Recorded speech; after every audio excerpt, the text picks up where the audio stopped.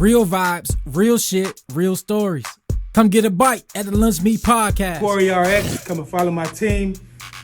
Go follow the page now, RX_elites. Again, that is RX_elite.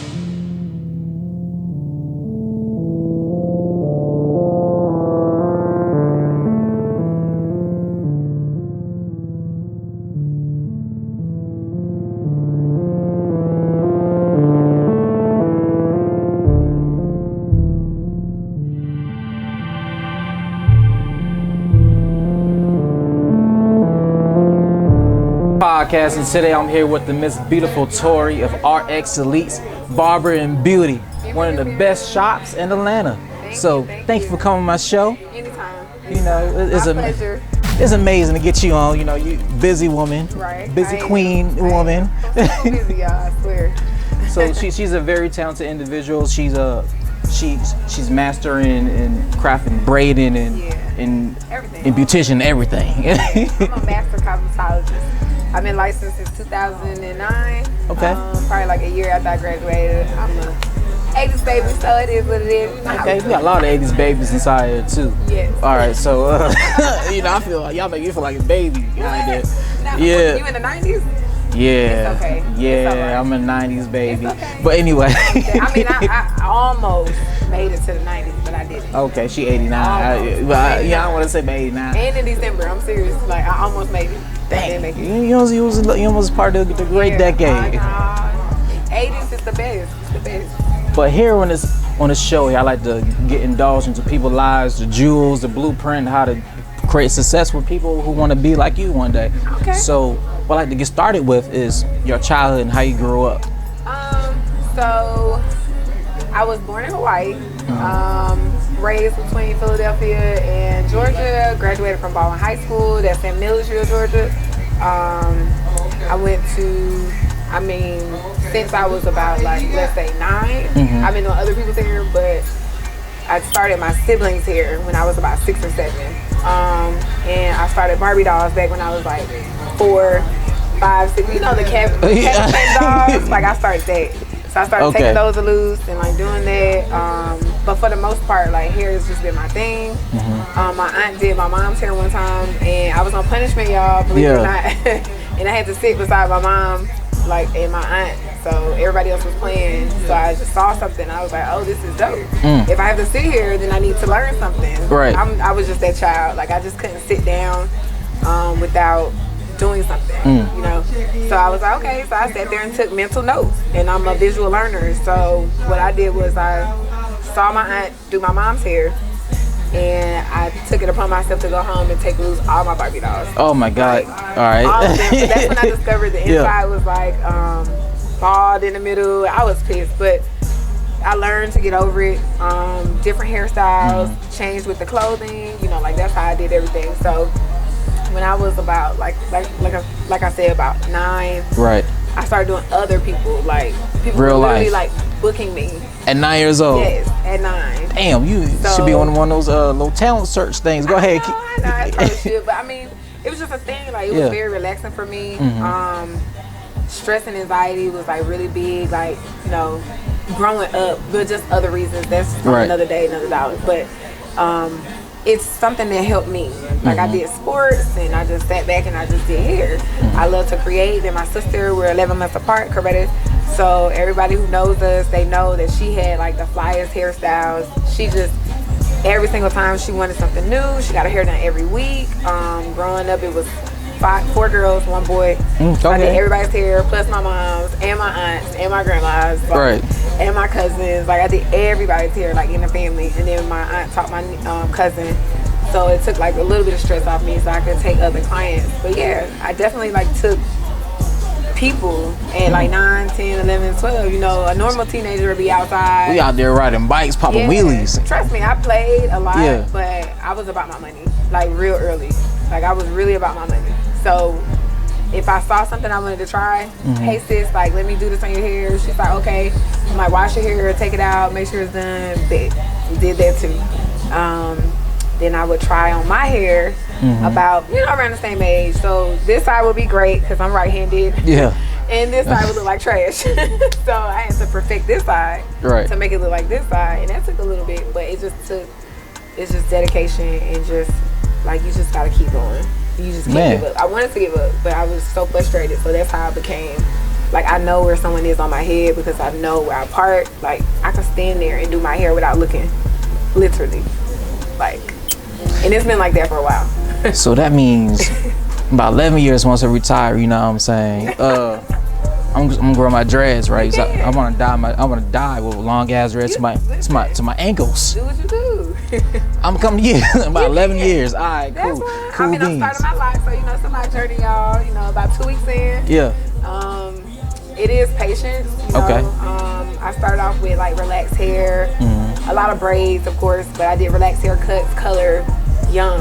This was before I even, like, the reds and the yellows and the greens that children are wearing like now. Like, I just look at it like, you know, it's people be like, oh, like, you know, sometimes it's ghetto. To me, I'm just like, it's an expression. It's art. Of like the person's, you know, personality, like coming out, because it's different ways. I like tattoos, I like hair, like, it's just, to me, it's art. Like you said, it's art. So I've been doing that. That was like 8th grade, red braids, all the way to my ass, like, type thing. You know, like, and it was just, I did my hair. So my mom really couldn't say, like, nah, you can't get that, because she wasn't paying for it. So I would walk to the corner store, Johnny McDade, down there in Millersville, Georgia, literally like a 15-20 minute walk, maybe 30, to just go like a mile. And then I would get my hair, and I would come back, and I would braid my hair, and then, you know, every other week I had a new hairstyle. Man. Literally, like every other week. My sister, every week. But me, I was in my hair like every other week. 2 weeks max. Maybe 3. I did micros real heavy. When that was a thing. If y'all bring them back, I'm telling y'all, it's not going to be the same price. It was a little cheap then. Yeah. I think I started off with micros at like $45. A whole head. Is it just like, because you got to get the pack too, right? No, they bought their hair. Okay. So they bought their hair then, but I just, you know, sometimes you don't know your worth, like when you're younger. So, and especially at 9 years old. Yeah, but for me, it was just fun. So, you know, $50 and $60 was a lot, you know. At 9, you rich. It was a lot. $50 and $60 was a lot. Right. I will say, like, when you are young like that, you spend money fast. Cookies and... Man, listen, junk food just... Right. Oh, Dad, take me to the store. Like, as soon as I was in here. And I would spend like $10 to $15 on junk food. You know, that's when junk food was cheap. But, you know, now, you know, you spend $10, $15 on 2 things going to the store. However, when I would burn my hole in my pocket, like my dad would say, he said, you need to save your money. Put 10% to a side every time you get paid. That's correct. 10%. I'm like... If that's $50, I don't, you know, that's only $5. That's $5. Like, yeah, you know, and I was up. saying to myself like, nah, and I would put up more. So my dad became my personal bank. So I would do hair, and I would keep 10% for myself, and then I would tell him to hold the rest. So I got, you know, a significant amount, and I was young, probably like 15, 16. I went into an actual shop though. So like, okay, where's your first starting shop at? It's called Vicky's, I think. I think it's called Vicky's Hair Salon, if I'm not mistaken. And if anybody knows, my real name is Victoria. So a lot of people, you know, they was like, oh, what a coincidence. Like, you're working for Vicky's and, you know, your name is Victoria. And I'm like, okay, yeah, but it's not my shop. Like, you know, I'm a child learning. She taught me a lot though. A lot on the side of like how to run like a shop. Like, I sat back. I was a very observant child. Like, I would literally like sit back and just watch. I talked a lot too, but I would watch. Like, so what, at a young age like that, right? How did you get that mentality to even want to do something like that as a kid? As a watching, want to just bring everything that you learn and see? Like grinding. Yeah. Like, if my dad see this, he gonna kill me. I saw my dad's paycheck one time. Right. Cause I was a daddy's girl. I always want to be up under his belt. Like, I always want to be right there. And one day I saw his check, and his check was like $800 and some. And now I'm very good at math, so like just naturally my mind goes and it starts breaking down. So I was like, okay, so he only has $830. I was like, minus his insurance, plus this, minus that. Like I literally like went down the whole spiel. Right. So basically I divided his expenses. Basically people would say like watching your pockets. Bob divided his expenses and I was like, this is not acceptable. And if I get to his age, you know, like, yes, I'm this now, but at 30, like I need to be, you know, house, car, kids. Like that was how I was just thinking, like ahead, you know. And I was just like, I just can't.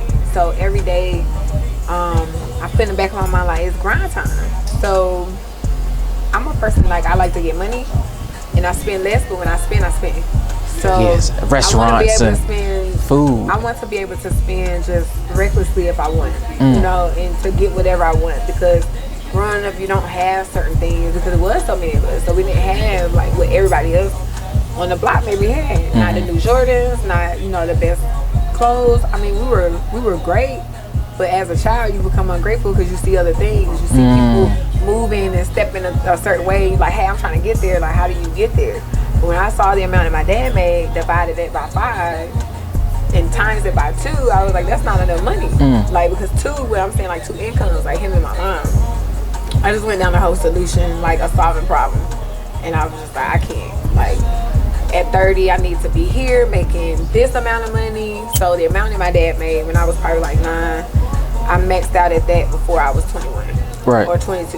Like, you know, so I was just like, I just can't. Like, I gotta increase. I have to. Like, it's just, and what grinds me now and keeps me going is like the generational wealth. I want people to be able, like my children. I need my children and their children and their children to be able to live great grandchildren because of you. Off of a legacy. Because you did it. Yeah, you started it. Like I just, and it doesn't even necessarily have to be just about me. It's just about the education wise on how you do it. Like, that's what I want. So I grind so hard because I want, you know, the finer things in life, and I want to be able to take these trips. And me and my homegirls, we have conversations like, bitch, we gonna get a jet. That jet coming, like a whole jet, a boat, like all. If y'all get a jet, let me be on. Let me on for a little bit. They had a helicopter, but after COVID, I was like, I'm sorry, I have, you know, to the king to go, but no, like I just, you know, I grind for certain things, certain stuff that I want. It's a certain way that I want to live. So I never tell myself that I can't do something. If I fail at it, I'll try it again. Yeah, because you only can learn from it once you fail from That's it. I know not what to do. Yeah. Right. Because in order for you to be able to, like, people shouldn't be afraid of failure. You know, because you're gonna, in order to succeed, you have to fail. Correct. So like, when people understand that, then I think like everybody will be fine. Like with success, and everybody's success boat is different. Mine just started young, but I blew a lot of money when I was young too. So I blew a lot of money. I had to be sat down by, you know, by the Lord, like literally, like have a seat. I'm trying to show you something and you're not listening. So I was just like, okay, and everything was snitched, like everything. I mean, I had my first apartment at 18. I mean, like paying bills up like 6 months at a time, like 14 days in advance. Like this was my life Christ. at 18. Like, he was way ahead of the game. Yeah, but I mean, it was just like a grind. Like, in the end of the day, my biggest picture is to be wealthy, not rich, because comfortably you can live wealthy. Right. But if you're rich, you got a lot of problems. Like, it's a lot of different things that come with that, and people may, like, you know, disagree with what I'm saying. However, this is my thought process. No, this is the right way. Yeah. This is how I think. And to walk into my parents' house one day and be able to say, hey, you got a 5-bedroom house, it's paid for. Here's your keys, here's your car, here's the deed. That's something I want to do. Like, that's what I want to do. So, that's why I keep grinding. Tori doing her damn thing. I'm trying, y'all. Jesus. Okay. So your grind started out the shop, right? You started at 16. You started going inside of Victoria's. You grinding and you soaking up all the game. Yeah. Day by day, right? So after the shop, what decided? You know, what made you want to think? You know what? After I get out the shop, I'm going to actually pursue the dream. Even though you was doing it before, but what you really made you serious about it? Other than the things that you want in life and wealth and everything, what really got you started? The training, the schooling. How did you go from there? So, I would say for a person who has a talent, if it's in you, it's in you, right? To be artistic is in you. You got to be able to pull that out in some type of form of fashion. Mine was out pretty early because my parents did give us the leeway to be expressive, you know. Even though at 18, my stepmom told me being a hairstylist is not a job. Like, it's not a thing. Like, it's Somebody told you that? my stepmom, yeah. Okay. So she told me that, and these were people who were backing me the whole time. So I was just confused and lost. Like, so in that particular time, I took my smartness and my brains, and I went into school, and I realized that school wasn't for me because it's boring. You know, like, in my opinion, again, guys, like, don't think the school's boring. Please go to school. It's just for me. I was just a little bit more advanced. I was just trying to, you know, get there. You know, like, get there and try to understand. So my dad gave me 2 options. He said, either you can go to college, get the experience, be in hella debt, or you can find a field and build yourself up in that field, in that job, and get to where you're trying to get, the same place that the person is going to get with the degree. Only thing is, you'll get money quicker than the person with the degree. The degree holds more weight. So I literally had to do like this here. He never told me don't do hair, and I think it kind of made him upset when I stopped. But I did stop, y'all. I stopped for about 10 years. Like, I didn't do it full time at all. Why not? Like, what was the reason? I went into accounting, and then I went into corporate America. Okay. Thinking, you know, that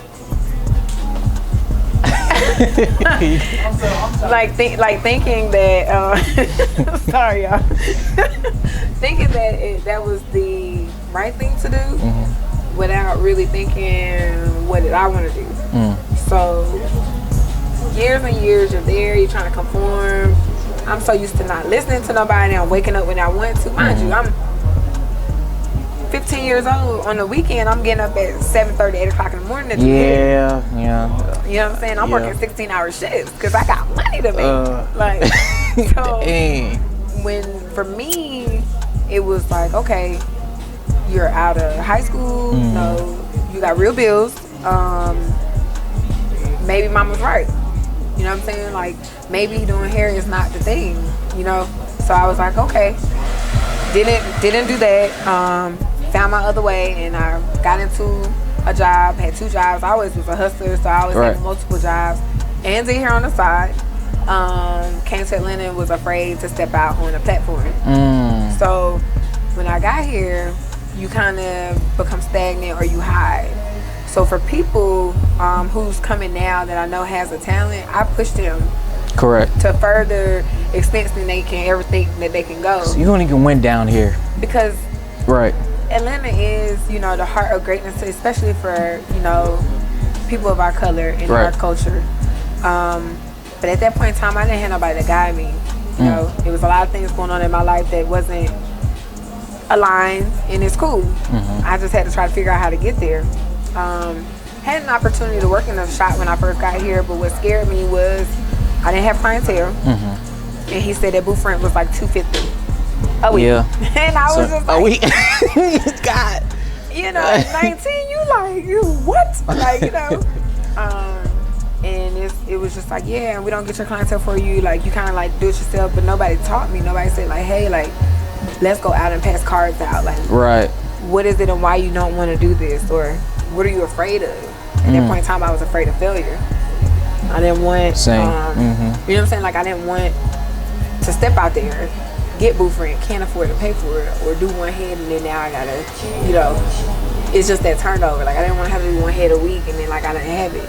Now, had I did what I probably should have done then, I would have been in a better space financially. But the way that I went and the route that I went was the route that I was supposed to take, because I learned a lot in corporate on how to deal with people, how to maneuver through, how to just be a better person to people. You know what I'm saying? Because it's just, when you're in corporate, it's just a different type of avenue. It can either prepare you or destroy you, you know, and it prepared me to be where I am now. So I don't look back on it like, oh my God, I wish I had to did this and this. I do, but that's not the path that I was supposed to take. And I took the path I was supposed to take, so now I'm here. Because had I took that path, I probably wouldn't know Corey. I probably wouldn't know the RX Elite team. That's correct. I probably wouldn't have ran into or been able to build my brand the way that I'm able to build it. So I will tell people, like, it is patience. Like, patience is key.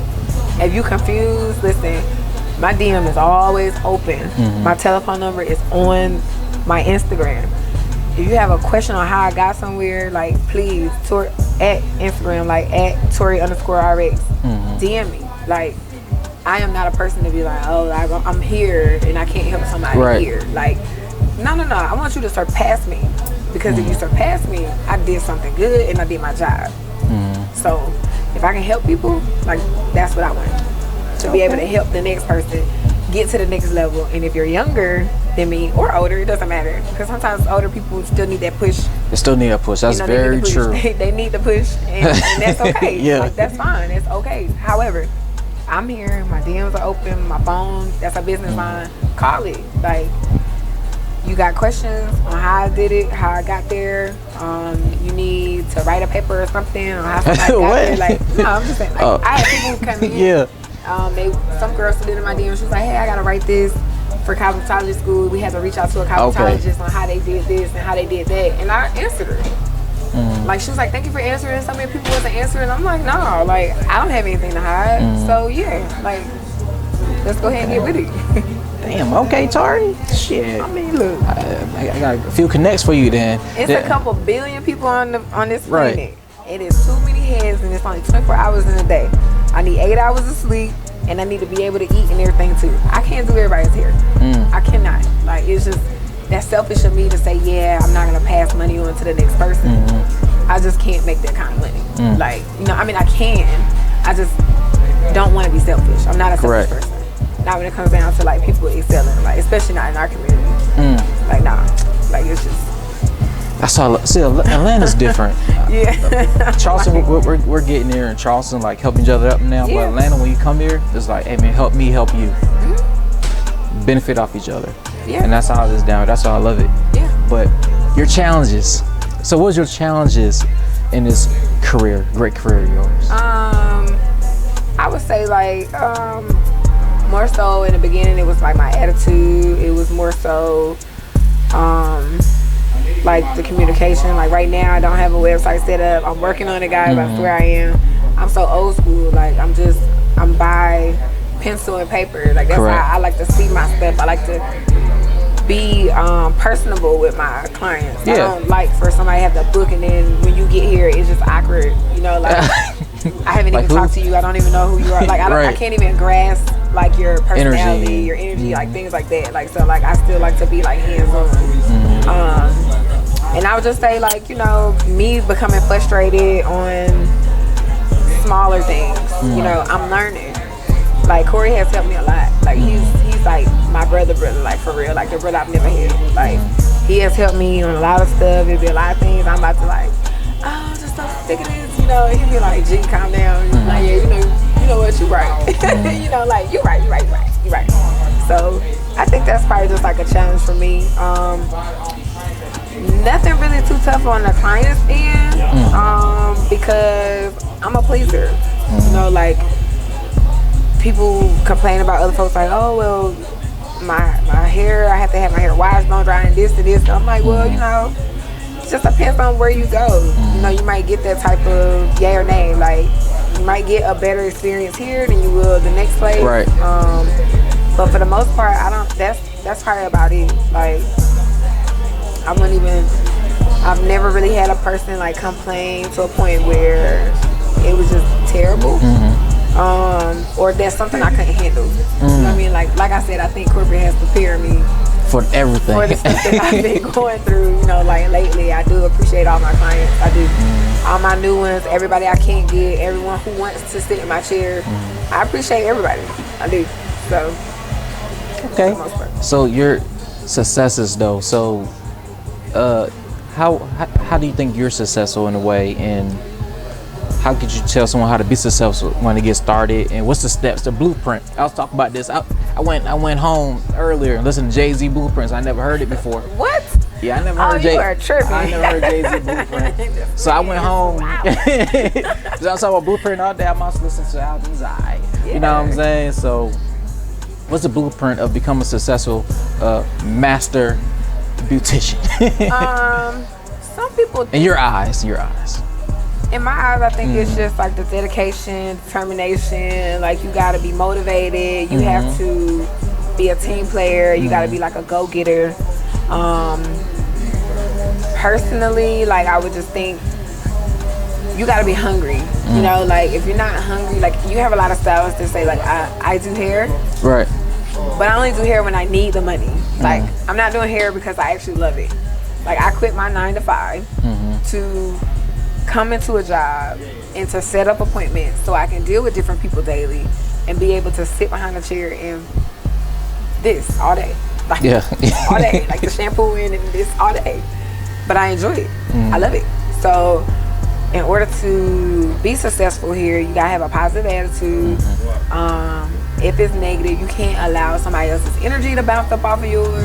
It's kind of like you become a counselor, a hairstylist, a friend, you know what I'm saying, a motivator. Like you never know how you can touch somebody with them being in your chair, you know.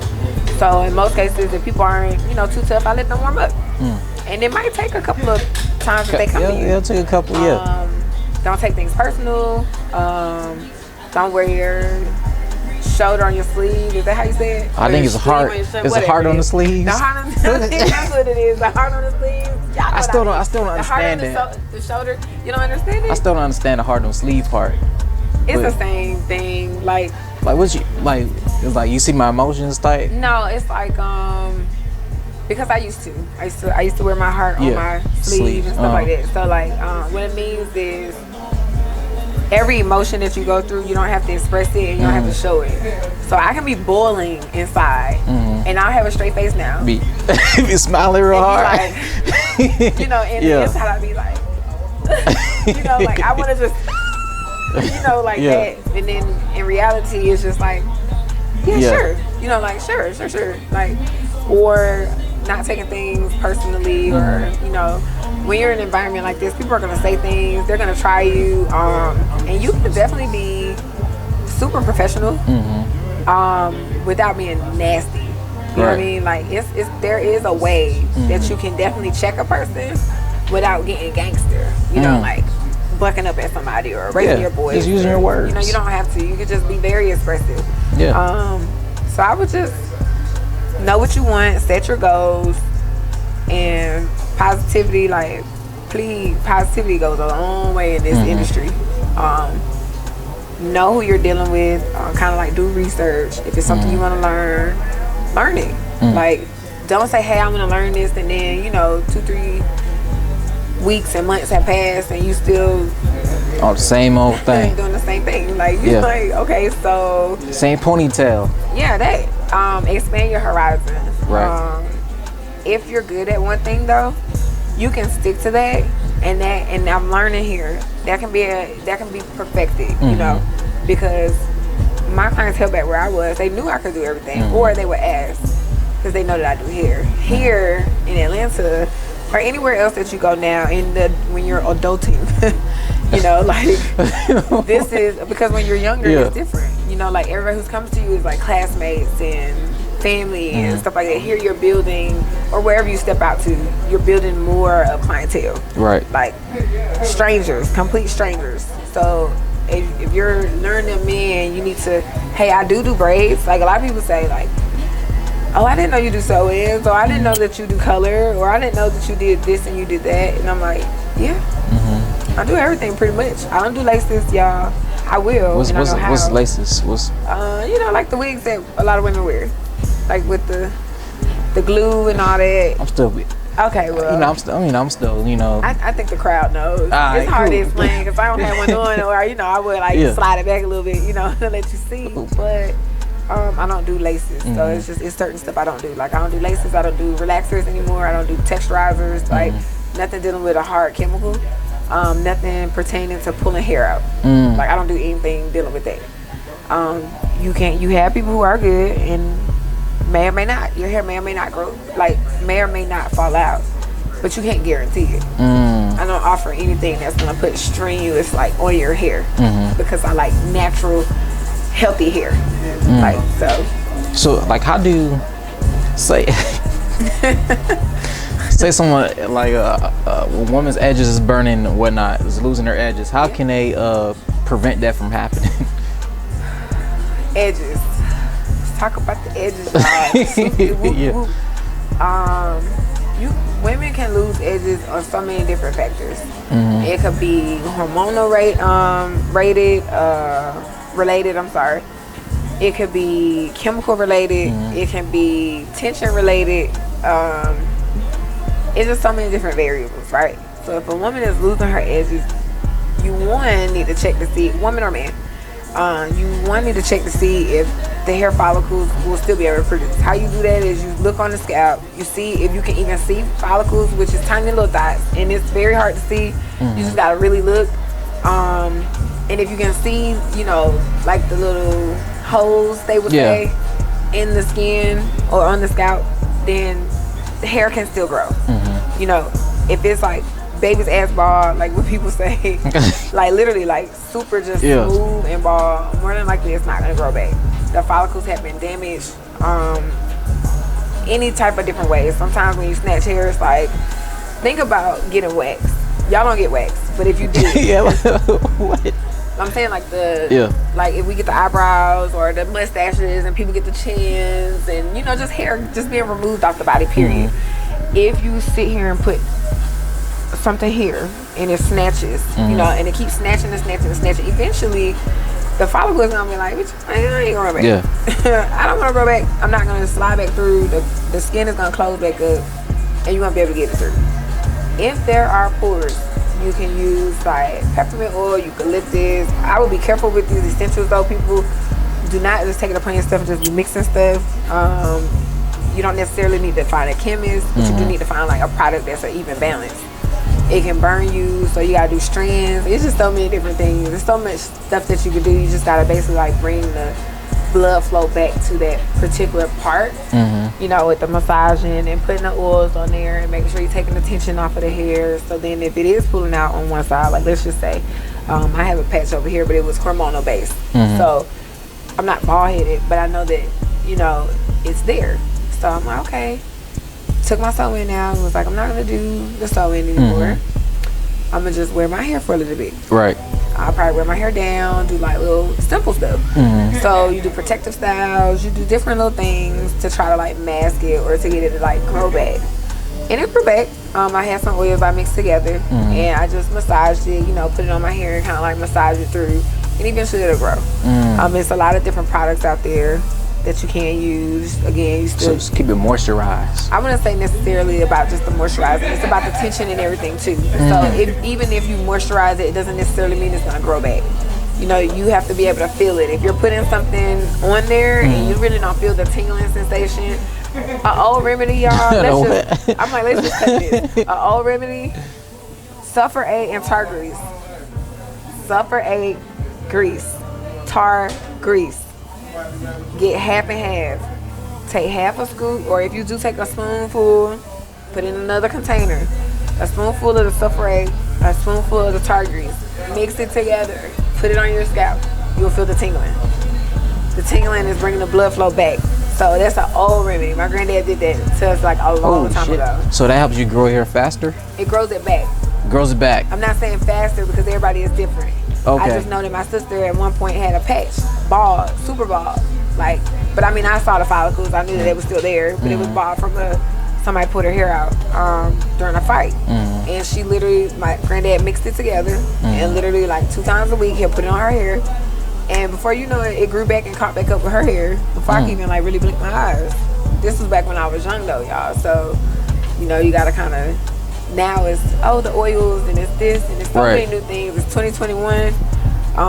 But that's an old remedy. Like, I think that it'll work. Or you get the Tori Lane's treatment. What is that? What do you get? I'm not hit with it. Whatever LeBron got. So what? The follicles. Like the take some hair off your elbows and put it back in your head or something like that. Yeah. What? Take some sort of hair off your body, and it insert the cells, the blood cells from here inside your head, and they laser it. Yeah, and LeBron got that. That's why he got the smooth. The little patch, that shit that be shiny. Yeah. It's very shiny. I love LeBron, but I be like, bro, cut your hair. Every time I see him, just cut it off. Like, look, I'll skid it. You gonna grow some dreads, you know what I'm saying? He could get a unit, but you know, it's so many different options now that's out there in the world. So what's your favorite quote to wake up to every day or to tell yourself to keep going? I know I'm a millionaire. I just don't have all my money yet. So like that's what I like. Like I know. Yeah. You know what I'm saying? I be like, I know I'm a millionaire. I just don't have all of my coins. Like I be like, run me my money. Like period. Okay. So what can you tell somebody out there? When they wake up every morning. What can they think about to keep them going? I would say if nobody else, then who? Like. If you can't believe in yourself, then how can you expect for somebody else to believe in you? So you need to be able to just, if you have something that you want to do, you need to believe in it 250%. I mean, like believe in it. Like just, what was it? I think it was The Pursuit of Happiness, right? Yeah. He kept believing and believing and believing and believing. That little computer machine or something like that? Yeah, Astromotive. Like he kept believing he was going to sell it. And just because you have 10,000 no's or just because you have so many people who inquire getting their hair done and they don't get it done doesn't mean that your work is not great. You know, they just price. Maybe they just had another, like eventually it'll come around and your crowd for who's supposed to be there for you is gonna be there. So if nobody can believe in you, if you can't believe in yourself, then who will? Like at the end of the day, like ask yourself that every time you look in the mirror. If not me, then who? Or if nobody can, then, you know, like, you know. Yep, if not now, then when? Yeah, that too. If not now, then when? When would I become the best person that I'm supposed to be? When will I be able to take what I know and be able to help somebody else? When will I be able to make the coins that I want to make? When will I be able to excel past my goal? Like when? Like, so you got to kind of keep the momentum.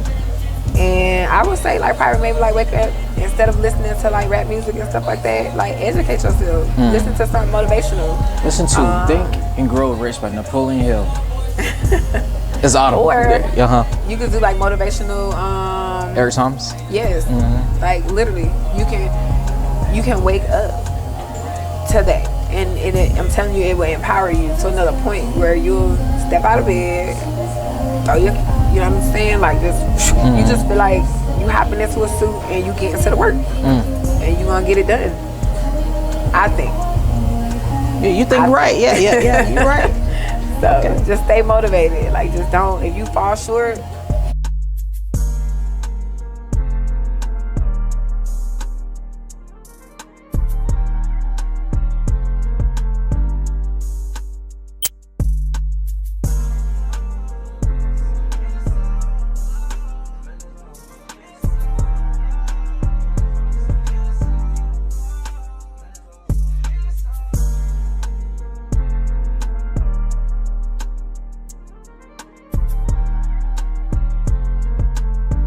Ready? So what's your favorite quote that you say that would you give someone?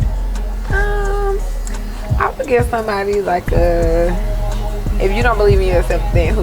You know what I'm saying? So like if you like, you need to just believe in yourself like 250%. And if you don't, then how do you expect somebody else to do that? You know, it's kind of like look in the mirror, do affirmations, like whatever you need. If you need like the dry erase markers, write on your damn mirror, like an affirmation, sign up an app, have friends, you know. Me and my friends, we kind of like text each other every day. It's like, good morning, have a good day, you know, type thing. And if one of us is, I'm sure, and I know for me, she's done it to me. And I've probably been in a bad mood and they'd just be like, all right, I'm here. Like, you know, like, who am I? Like, who are you? Ask yourself that, like, who are you? Look in the mirror and say, who are you? Who can you be? How can you get where you're going? You know what I'm saying? Like, and if you can't believe the things that you're saying to yourself through a mirror, how you expect for somebody else to take, you know, heed to everything that you're doing? You dropping jewels like I know what I'm saying. You be a book writer. I thought about it, but I ain't got the time. So if anybody out there listening, they write books. I'll talk on the auto and you just write it out. Like, is that a thing? Yeah, that's a thing. It's a thing? Okay, yeah. Actually, Microsoft Word. If you put the audio on and you just talk the whole time, it'll actually type everything in for you. Really? Wow. See? Learning something new every day. Right. Everybody, you learn something new every day. I didn't know that. You can do that. That's what people doing your essays. Just talk out your essay. I never. Just rather than typing the whole time, your fingers and all that hurt. Wow. So imagine you can do this right. Somebody come inside, you need your hair braided. Imagine you could just talk what they need to be done and just getting done for you in front of you without you using your fingers. You just taught me something. Yeah. You might be on to something. I might be on to something for real. Oh. Yeah. You might be on to something. Yeah. But I mean, pretty much, if you can't believe in yourself and think that you can be the person here instead of here, how you expect for somebody to look at you any different? Like, you need to be able to, like, walk with your shoulders back, head up, all of that type of stuff, so you can make sure that everything just kind of like flows the way that it needs to flow.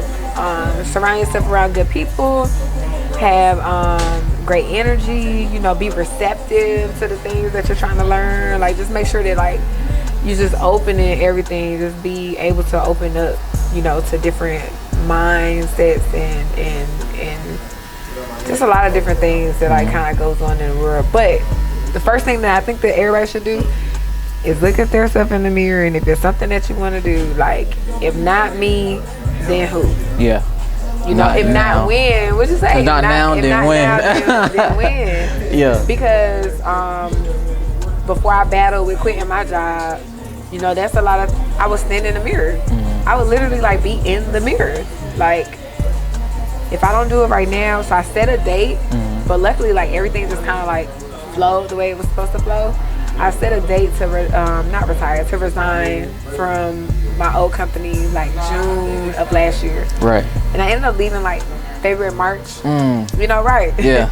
And I was hyped. Like, yeah, for last day at work. I was like, and it was just like, okay, grind mode. And I've been grinding ever since. It's not gonna change anything. It's not going to deter anything. I just say, like I said, surround yourself around great people. For the people, if you are trying to like motivate yourself, it can be hard, but it's easy too. So just kind of like, the affirmations, the stations. What was it? Let me see. Like, if for me, I would do like on my Google, I say hello Google, good morning Google or whatever, and she tells me my whole day, my whole list and things like that. And then hold up. Whose phone is that? Mine. I'm like, damn. Matter of fact, cause they gonna call back. So that's my brother. You good? I'm gonna put on silent. He's gonna call back. Alright. When did it stop? Sorry, y'all. It's cool. No, I'm like, just keep on. Damn, I don't know where the fuck it was. Okay. So just I learned what they got there. Ring. No. Just kind of like, stay ahead of the game. Like, positivity is key. Never think negatively on your thoughts. Because if you do think negatively, okay, the power of the tongue, right? So if you say you can't do something, you're not going to be able to fulfill whatever goal. Will Smith has an amazing quote. Actually, I think he got it from someone else, like Napoleon Hill, but those who say they can and can't are usually right. Period. Because I can be the best person that I can be. I can be a better person to people. I can be on top. Like, I can get this money. Right. I've been doing it. You know what I'm saying? Like, if I tell myself I can't, that's what will reciprocate in my work. So if you want to continue to say you can't do something, or I'm broke, or I'm this and I'm that, then that's what you're gonna get.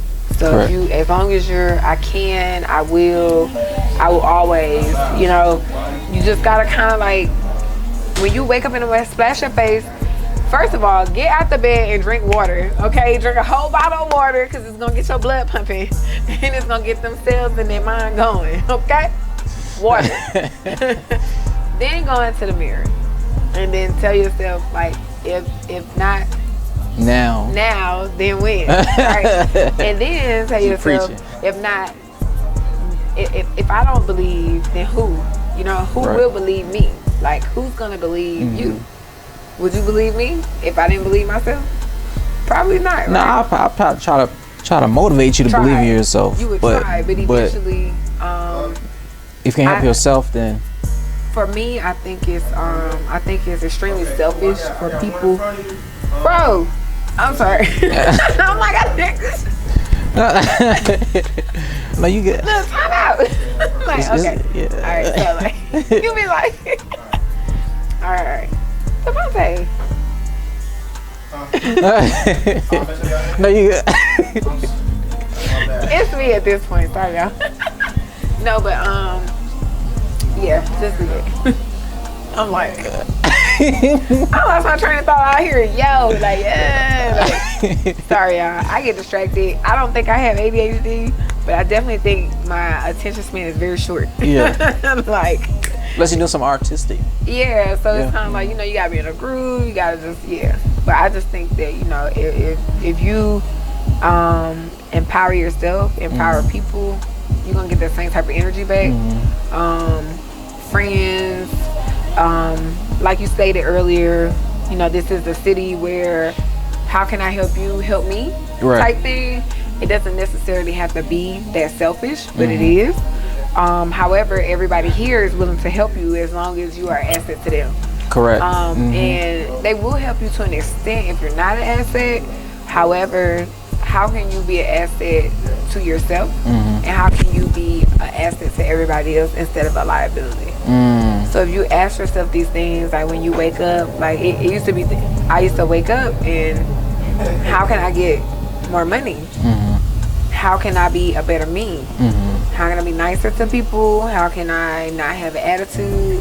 How can I reconstruct things where I am phenomenal in every course? You know, because I don't want to be that person where my work is great and I got a shitty ass attitude. Right, like no one will really want to come to you then. I can find someone better. Yeah, right. Like, and I love my clients. Like, listen, I got clients I be like, yo, where you been at? Like, I miss you. Like, like you ain't even, like, look, just pull up. You don't even have to, like, pay me. Like, just pull up to the shop.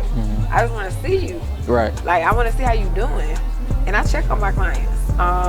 It's a lot of them, but I do check on them. But again, it starts within. I may wake up, you might be on my mind. I might see you through my mirror when I'm talking. Like, hey, how can I help this person be a better person today? Or how can I help myself be better to them, to help them to where they need to be better to whomever they need to be better to. You just don't know, like, how you're helping somebody. So I think as long as you had that mindset, I think everything will be straight. Okay. Everything will be Gucci. It'll be Gucci and Rucci. Rennie Rucci. Period, poo. Alright, so how can someone reach out to you who need mentorship or need some guidance or who want to get into cosmetology game? Okay, so again, on Instagram, I am Tori_RX. If you can't get me through there, you can always email me at Tori Danzy, Danzy. I'm thinking it was like Tori dot, sorry y'all. ToriDanzy@gmail.com. And then you can always reach me on my phone. It's also listed on Instagram, but if people do not know and you can't see the button for whatever reason, it is 678-651-3407. Please do not call me with anything personal, like you want to take me out or if it's anything on those levels. I will respectfully decline. If you want to have a nice video chat or whatever, we'll schedule it. I'll do virtual classes as well. I taught a couple of people, you know, virtually, like how to do the stitches. I'll do that too. Listen, I have a lot of knowledge and I'm not trying to hold it back.